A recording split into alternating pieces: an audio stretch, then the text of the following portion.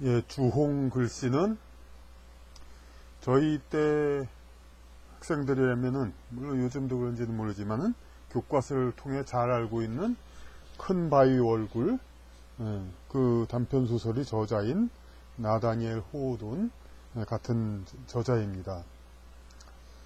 그, 보면은 이제 단편이든 장편이든, 그, 한 저자는 아무래도, 한 사람에서 나온 거라서, 뭐, 다른 얘기를 해도 뭔가 좀 비슷한 뭐가 있습니다.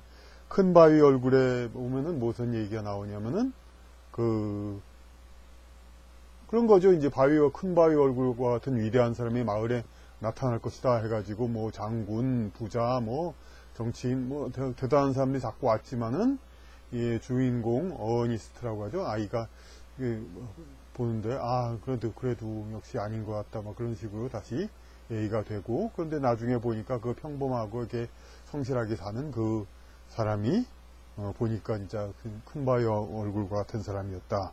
그러니까, 진정한, 그러니까 위대한 사람은 어떤 대단한 명예를 가진 사람이 아니라, 그런 이제, 한마디로 좋은 사람이다. 그런 얘기를 하는 겁니다. 그러니까 그 겉과 사회에서 세상에서 겉으로 드러나는 그것과 이제 실제 그 본질은 좀 다르다. 이런 걸 주제로 하는 거죠. 그러니까 큰 바위 얼굴이 그렇게 해서 이제 어린이들을 위해서도 되는 그러한 소설이라면은, 주홍 글씨는 똑같은 비슷한 주제의 성인물 버전이라고 보겠습니다. 다 아시다시피 이제 여기 시작할 때, 그러니까 간통한 여자가 이제 나옵니다. 그래가지고 그 간통에 대해서 다행히 무슨 이제 돌로 쳐 죽이거나 그런 정도는 아니지만은 서형대회에서 망신을 시켜주고 그 간통의 표시를 달고 다니라고 그렇게 하는 형벌을 받습니다. 그럼 물론 얼마간의 감옥 생활도 하고. 근데 이거 보면은 상당히 참 안타깝죠. 뭐냐면은 이제 이 간통한 것도 그냥 간통한 게 아니라 마치 우리나라에서도 옛날에 수절 과부 막 그런 거 얘기가 있듯이 이 결혼을 한 사람 주인공 여자가 결혼한 남자가 물론 있죠. 그런데 결혼한 남자가 이제 유럽에서 미국을 건너왔는데 결혼했고 남자가 안 나타나는 거예요. 그러니까 오랫동안 그런 상태에서 남편이 오랫동안 안 나타난 상태에서 어떤 사람하고, 그러니까 게다가 그 남편은 원래 좀 늙은 사람이었는데 미국에 와가지고 그 젊은 사람하고 이제 아마 이제 그렇게 해서 결혼했는데 당시로는 사랑을 한 거죠. 당시로서는 무슨 아이를 낳은 여자만 이제 그게 분명히 드러나 보이고 남자는 알 수가 없으니까 유전자 검사도 할 수 없고 그러니까. 근데 이제 그 남편은 누구시냐, 아이를 낳게 한 사람은 누구냐, 그게 이제 거기서 이제 그 총망받는 젊은 엘리트 목사였다는 거죠. 그러니까 우리나라에서도 보통 이제 젊은 나이 많은 목사도 물론 존경을 받지만 되게 또 젊은 목사가 아주 그냥 엘리트고 막 하면 그것도 굉장히 또 인기가 많죠. 바로 그런 목사였습니다. 근데 그 목사의 교구 안에서 벌어진 일입니다. 그러니까 그 목사가 그래서 교구 안에서 이런 간통 사건이 벌어져서 상당히 상심했다. 물론 굉장히 우울했죠. 그런데 그 사람들은 그렇게 목사님이 자기 교구 안에서 이런 비도덕적인 일이 벌어져서 상당히 상심했다 이렇게 얘기를 하지만은 사실은 이 목사도 스스로 가책을 받고 있는 거죠. 근데 사실 요즘으로 보면 그렇게 그런 것도 아니지만은 여자는 혼자 상당히 버려져 있었던 상황이고 자기는 아마 싱글이었고 그러니까 그렇게 이제 큰 잘못도 아니지만 어쨌든 당시로서는 이제 정혼한 여자와의 그것을 했으니까 결혼한 여자와의 관계였으니까요. 그런데 이런 게 이제 지금은 우리가 이제 이 소설이 워낙 유명하니까 이제 자꾸 이거 보고 하지만은 이 소설로서의 어떤 재미 이런 거에 있어서는 좀 다시 따져봐야 할 게 있다고 그럽니다. 이제 소설은 보편성이 있고 좀 이제 상식에 맞는 상황에 있어야 되는데 주인공이라든지 등장인물들이 그렇게 좀 이 일반인의 상식에 맞는 행동을 별로 안 합니다. 이것을 이제 서머셋 모험, 달과 유펜스 정복되지 않는 여자, 그런 식의 좀 재밌는 소설을 썼던 서머셋 모험은 이 상식에 따른 그 주인공들이 아니라서 이건 소설의 가치가 없다, 뭐 그런 식으로 혹평됐습니다. 근데 사실 이 상식에 안 맞는 캐릭터들이라는 건 뭡니까? 환타지적인 거죠. 사실은 근데 이게 좀 환타지적입니다. 이게 주인공의 이름들도 여기서 뭐 일일이 얘기는 안 하겠습니다만, 뭐 그냥 통상적인 영국, 미국의 성을 따는 게 아니라, 이름과 성이 아니라, 그냥 뭐 그 개성을 나타내는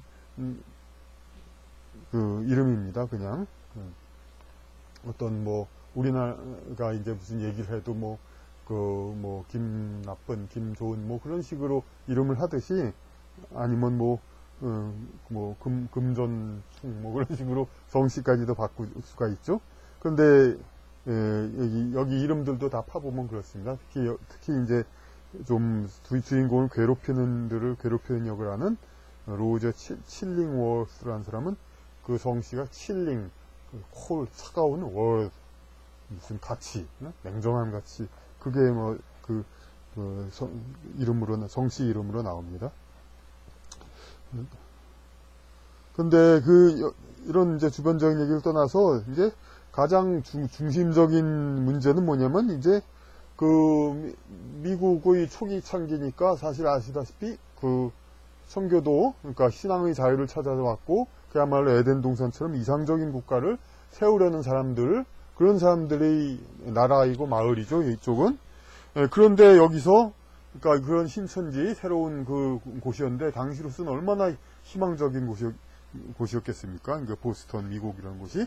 근데 신천지라는 그런 무대를 하면서, 누가 추방되는 여자, 그러니까, 뭐, 실제 물리적인 추방은 아니지만, 이제 공동체 사회에서 당신은 추방자 같은 그런 굴레를 씌우는 거죠. 그런 비인간적인 그런 게 나옵니다. 그러니까, 그런 이제 신천지 아주 새로운 세상이란 건 아주 기대 수준을 높이는 이상적인 나라를 만들려고 합니다. 그러니까 그에 미달하는 사람에겐 가혹하게 되는 거죠. 그러니까 비인간적인 면이 있다 이거죠. 이제 그런 이상적 국가를 세우는 것을. 그런데 이런 것이 바로 오늘날도 상기가 되고 연상이 되는 게, 그러니까 그런 지나친 이상국가를 만들려고 하면서 그거에 미달하는 사람을 자꾸 단죄하려는 거. 이제 지금 진보적인 게 성관념이라든지 여러 가지 도덕률을 지금 굉장히 아주 그냥 사냥하듯이 몰고 있지 않습니까? 그러니까 사람의 이제 영적인 수준은 이렇게 차근차근 올라가는 건데, 어느 정도 수준에 있는 사람들이 자기보다 조금 덜 착한 사람들을 엄청나게 괴롭히고 있는 겁니다, 지금. 성 문제라든지 그런 데서도. 그러니까 남자가 여자를 취하는데 약간은 그런 이제 생식 본능적인 그런 충동에 의해서 그러기도 하는데, 이것을 순수한 그냥 아주 인격적인 친구 관계로서의 점잖은 그런 식으로, 물론 수준이 높은 남자들은 그렇게 여자를 대합니다.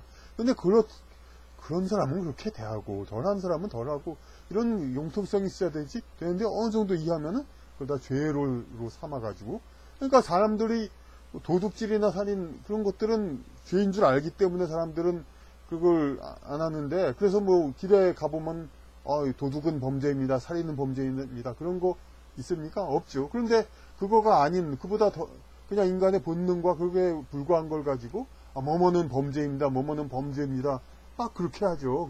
그러니까 이것은 이제 인간의 본능에 대한 그런 게 아니라 높아진 도덕률에 따라서 이렇게 자기보다 조금 낮은 그런 사람들을 엄청나게 이제 몰아세우려는 그런 거죠. 그러니까 이게 지금도, 그러니까 그때나 지금이나 이 좋은 글씨를 읽으면 사람들이 그땐 참으로 완고한 보수적인 사회였다, 그런 식으로 비판을 할 것 같은데, 아마도 이제 진보 좋아하는 사람들은 지금 보면 오히려 이 사람들이 그야말로 지나치게 진보적인 걸 추구하기 때문에, 그런 아주 이상적인 성도덕을 관념을 생각하기 때문에, 남녀 차별면을 제외하면 이때말로 아주 이상적인 그런, 이건 사실 그때의 사정에 따라서 여성만을 처벌한 거지 남성에 대해서 관용을 베푼 것도 아니죠. 다만 드러나지 않았기 때문에 그랬지.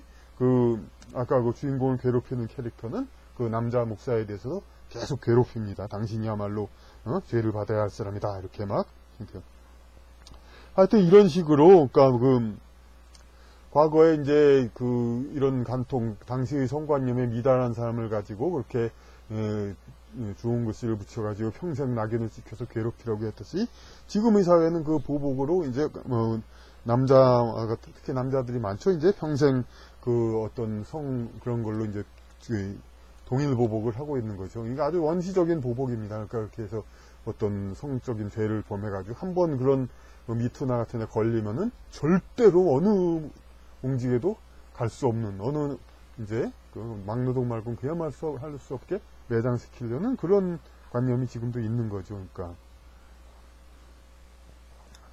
그러니까 이런 이제 사상, 지금 이제 주홍글씨를 보고 있는 이런 사회, 이것은 결국은 우리나라의 사회에도 그대로 그러니까 적용이 되고, 시대를 떠나서도 어떻게 시대의 배경만 조금 바꾸면 그대로 메꿔지기 때문에 지금도 그렇게 살아남을 수가 있고, 우리가 지금 여기서 더 교훈을 얻을 수가 있는 겁니다.